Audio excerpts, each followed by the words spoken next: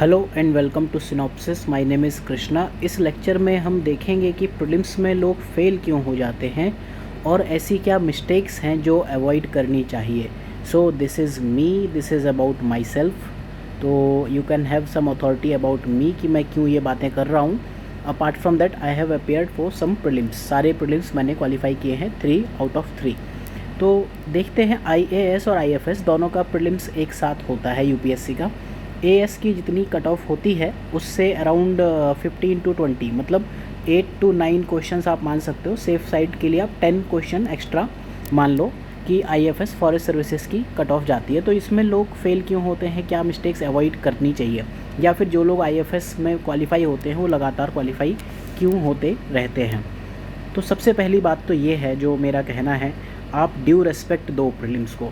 Prelims आप देखते होगे 15 लाख से ज़्यादा लोग देते हैं, और हम क्या करते हैं, जैसे ही तैयारी शुरू की, आजकल नया फैशन है कि यूट्यूब वीडियोस देख लिया, टॉपर स्टॉक देख ली, और किसी ने बता दिया कि मैंने तो इतना ही पढ़ा था, हो गया, ये मत पढ़ो वो मत पढ़ो।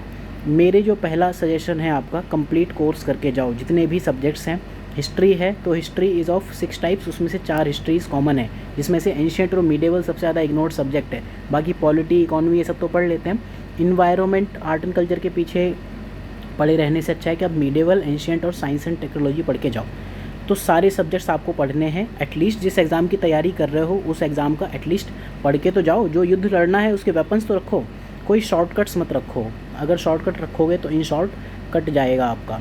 किसी के लिए कुछ चीज़ें वैलिड हो सकती हैं कि किसी ने मिडेवल नहीं पढ़ा, किसी ने कुछ नहीं पढ़ा, बट ओके, कुछ लोग सुपर ह्यूमन हो सकते हैं, कुछ लोगों का बाई चांस निकल गया।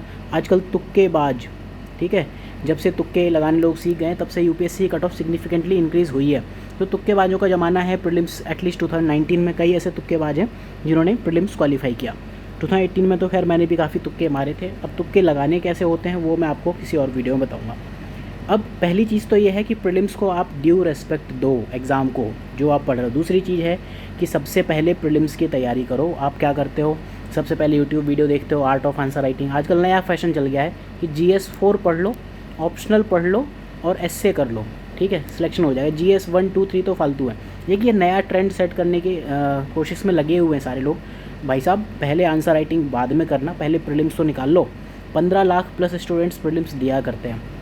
अगर आपने 2 से 3 क्वेश्चन भी एक्स्ट्रा सही कर लिए ना, तो आप 4-5 लाख की रेस से आराम से आगे हो जाते हो। तो आप एटलीस्ट कुछ सब्जेक्ट्स पढ़ो। ये 2 से क्वेश्चन एक्स्ट्रा सही करने के लिए आपको इधर उधर जाने की नीड नहीं होती है। ये टाइम नहीं है ये कि आप आंसर राइटिंग करो, चाहे आप लास्ट 60 डेज़ में हो अभी, या फिर आप फर्स्ट अटैम्प्ट हो, या कोई से भी अटैम्प्ट के लोग हो। आंसर राइटिंग नहीं करनी चाहिए आपको पहले से। आंसर राइटिंग करोगे क्या खाक, जब आपको आता ही नहीं है। जॉइंट सिटिंग क्या होती है, सीधा क्वेश्चन अगर आप लिख सकते हो then you should go for answer writing. Hindu analysis के चक्कर में मत पढ़ो जब तक आपको लक्ष्मीकांत, पॉलिटी और इकोनॉमी नहीं आएगी। हिंदू या कोई बिंदु आपको नहीं समझ में आएगा। तो यूट्यूब वीडियोस देखना छोड़ो। बेसिक आपको यूट्यूब पर वीडियोस देखने हैं ना, सब्जेक्ट्स के वीडियोस आपको मिल जाएंगे, सिनॉप्सिस के मिलेंगे, बाकियों के मिलेंगे।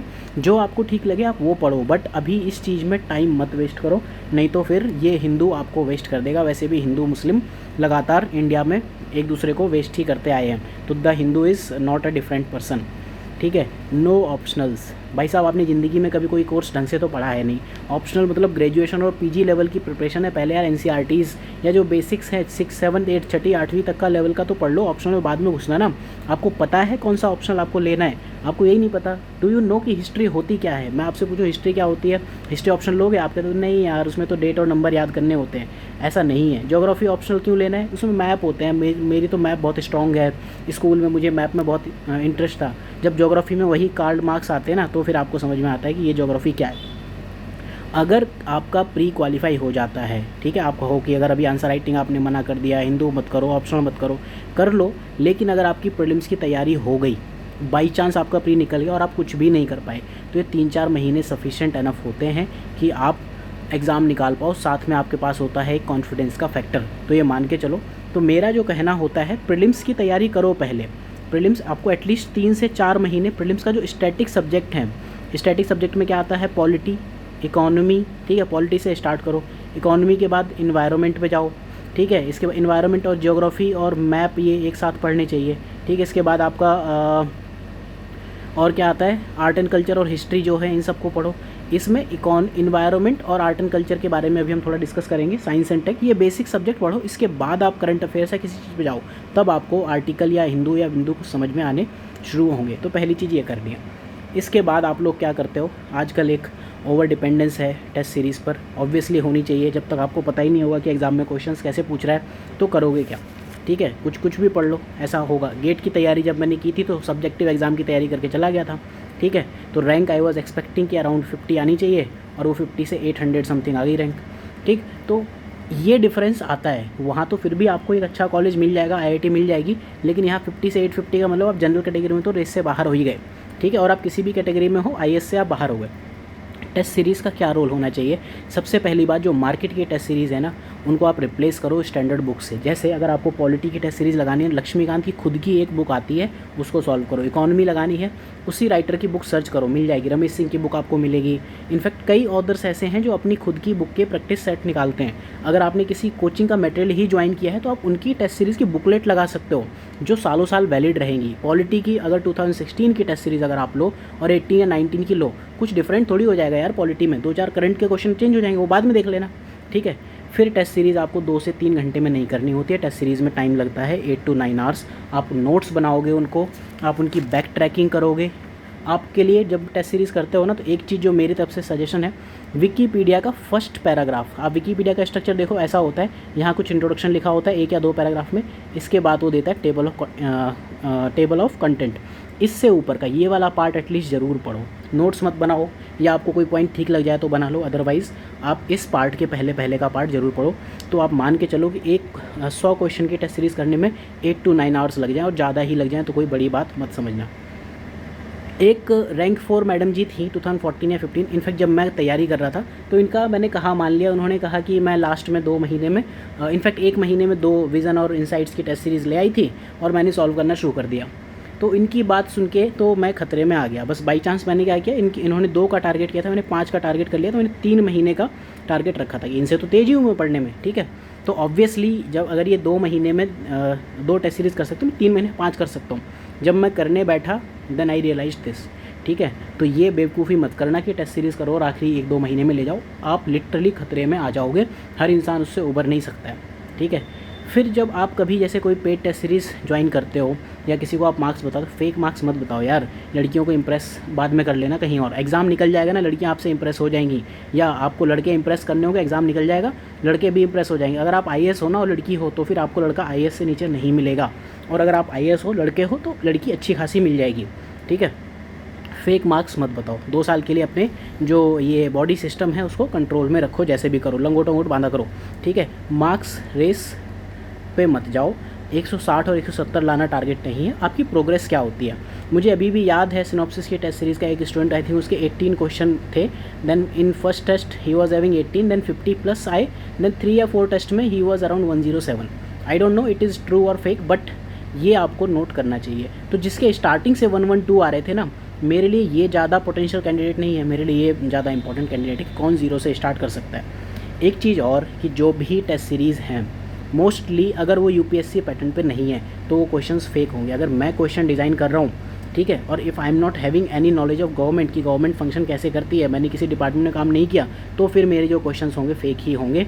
बेटर है कि प्रीवियस ईयर क्वेश्चंस पहले लगाओ। तो पहला टारगेट आपका होना चाहिए जब भी आप प्रीलिम्स की तैयारी करो, बुक रीडिंग। देन उसके बाद बुक रीडिंग के साथ जो बुक के स्टैंडर्ड क्वेश्चंस हैं वो लगाओ, ताकि आपको बुक के कॉन्सेप्ट समझ में आए। इसके बाद दूसरी चीज़ आनी चाहिए टेस्ट, वो भी कौन से? PYQs। इसके बाद आप जाओगे जो ये प्रीलिम्स की टेस्ट सीरीज़ टाइप मटेरियल होते हैं उस पे जाओगे। जब आप PYQ प्रीवियस ईयर क्वेश्चंस लगाओगे तो ये चीज़ देखना कि एक्सपेक्टेड क्वेश्चंस क्या हो सकते हैं। जैसे मैं आपको एक एग्जांपल बताऊं कि अगर एक कोई टॉपिक है, सपोज़ एक टॉपिक A है, इसके अंदर 6 सब टॉपिक्स हैं, A1, A2, A3, A4, A5, A6, ठीक। अगर suppose A1, A2, A3, A4 से क्वेश्चन पूछ लिया, अब UPSC को न्यू क्वेश्चन पूछना होगा तो A5 और A6 से पूछेगा। जैसे MSP का एक क्वेश्चन है, ठीक है, हम मोस्टली ये तैयारी करते आए हैं। MSP कौन देता है, कौन सी मिनिस्ट्री है, कौन सा डिपार्टमेंट है, कौन सा ऑर्गेनाइजेशन। 2015 में आई थिंक पूछा था MSP कौन देता है, CACP देता है या कौन देता है, CCEA देता है, ठीक है। तो 2019 या 18 में आई थिंक पूछ लिया था इन 6 क्रॉप्स में से किस किस पर MSP लगती है। तो आपको ये चीज़ देखना चाहिए कि टॉपिक से क्या क्वेश्चंस पूछा है। इसी तरह आपका वो जो फूड कमोडिटी एक्ट वाला है, शायद उस पर भी ऐसे ही क्वेश्चन पूछा था। आपको ये देखना चाहिए कौन कौन से टॉपिक मिसिंग है, उनसे आप एक्सपेक्टेड क्वेश्चन की एक लिस्ट बनाओ और बुक में ज़रूर मार्क करो, और इनकी ज़रूर मार्किंग करो क्योंकि क्वेश्चंस रिपीट होते हैं। ये याद रखो, प्रीलिम्स में क्वेश्चन रिपीट होते हैं। अगर आपको देखना है 20, 50 सीरीज़ का पेज विजिट करना सिनॉप्सिस आईएएस पर, वहाँ 2019 का जो मैंने कोर्स जो क्वेश्चन डिस्कशन किए हुए हैं, यू कैन ईजिली अंडरस्टैंड कि किस तरह से क्वेश्चंस रिपीट हो सकते हैं। 100 टॉपिक आपको 60-70 क्वेश्चंस रिपीट कराने के लिए सफिशिएंट हो सकते हैं। तो आपको ये याद रखना है, टेस्ट सीरीज़ में लड़कियों को इंप्रेस नहीं करना है, मार्क्स से खुद को इंप्रेस नहीं करना है, आपको पढ़ाई करनी है। फिर जो एक इंपॉर्टेंट चीज़ जिसकी मैंने स्टार्टिंग में बात की थी, जो सब्जेक्ट्स मिस नहीं करने, एंशिएंट मीडिएवल मत मिस करो, साइंस एंड टेक मत मिस करो। साइंस एंड टेक के लिए जो basic physics chemistry math, physics chemistry bio वो मत पढ़ो। साइंस टेक के लिए आप मेरी पढ़ाई हुई यूट्यूब पर फ्री है, हमेशा फ्री रहेगी साइंस टेक एटलीस्ट, ठीक है। आप ये मटेरियल देख सकते हो, इससे मेरे से बेटर तो कोई शायद ही पढ़ा पाए, एटलीस्ट फॉर यूपीएससी। तो आप इन सब्जेक्ट्स को मत छोड़ के जाओ, ठीक है। अगर आप 2 से 3 क्वेश्चन कवर करने के लिए आपको इनके लिए 200 या 300 पेजेस भी पढ़ने पड़ते हैं, तो आप ये ध्यान रखो, आपको करंट अफेयर्स की अगर 100 पेज की मैगजीन भी है ना, तो आपको अराउंड 1200 पेजेस मिनिमम पढ़ने पड़ते हैं। उससे भी गारंटी नहीं कि एक कोचिंग से आपके 2 आ गए। आप 2 सपोज़ 3 कोचिंग के करंट अफेयर्स पढ़ लो, ठीक है। तो एक कोचिंग के करंट अफेयर से सपोज़ 20 क्वेश्चन आ रहे हैं, तो एक से आपके 15 आ जाएंगे, दूसरे से आपका एक एक्स्ट्रा आ जाएगा, तीसरे से एक एक्स्ट्रा, बट आपके जो नंबर ऑफ पेजेस है ना 1200 अगेन 1200 अगेन 1200 3600 हो जाएंगे। क्वेश्चन का वेटेज बढ़ेगा एक। बेटर है ना ये पढ़ के जाओ, दूसरे ये नहीं पढ़ रहे हैं तो यहाँ एश्योरेंस रहेगी। फिर जो सब्जेक्ट्स है साइंस एंड टेक में क्या करना है वो अभी हम बाद में और बात करेंगे। अगर नहीं क्वेश्चन आता साइंस टेक का तो कैसे उसको सॉल्व करना है। जो सब्जेक्ट्स ट्रैप हैं यूपीएससी के, पहले वो देख लो। आर्ट एंड कल्चर, ये बुक मत पढ़ो, ठीक है। आप अगर ये आपके फेवरेट है ना नितिन सिंघानिया साहब, तो इनके आप नोट्स पढ़ लो, इनके हैंड रिटन नोट्स हैं, 60-70 पेज के नोट्स हैं, नेट पर मिल जाएंगे, पढ़ लो। अभी इन्होंने क्या किया भाई साहब ने, जैनिज्म बुद्धिज्म इतना डिटेल में कर दिया है कि आप पागल हो जाओगे, आपको लगेगा बस मैं ही अब अगला बिल्कुल बुद्धिस्ट मॉन्क हूँ, ठीक है। तो ये आपको बचना है, इससे नहीं पढ़ना है, ठीक है। CCRT आप पढ़ सकते हो, ये पढ़ना हो तो आप इसमें जो हाईलाइटेड वर्ड्स है ना रेड, और इन्होंने एक अच्छी सी बच्चों टाइप की बुक बनाई हुई है, आप वो हाईलाइटेड वर्ड्स देख सकते हो। बट जब आप भरतनाट्यम पढ़ रहे हो तो भरतनाट्यम पहला एस्पेक्ट ये मत रटने बैठ जाओ कि भरतनाट्यम में पहले ये होता है फिर ये अल्लाह रिप्पू, और ये मतलब लिटरली पागल हो जाओगे उनको रटते रटते, ठीक है। भरतनाट्यम में 4-5 एस्पेक्ट याद रख लो कि एक एकाहार्या है, ठीक है, और ये देवदासी ट्रेडिशन से रिलेटेड है, टेम्पल से रिलेटेड है, कहाँ कहाँ के हैं, कौन से टेक्स्ट मिलते हैं, सफिशिएंट है इतना, ठीक है। अब आप उसमें डिटेल में घुस जाओ कि इस स्टेप में ये होता है, यहाँ वंदना होती है, भगवान का आह्वान होता है, वो सब मत करो।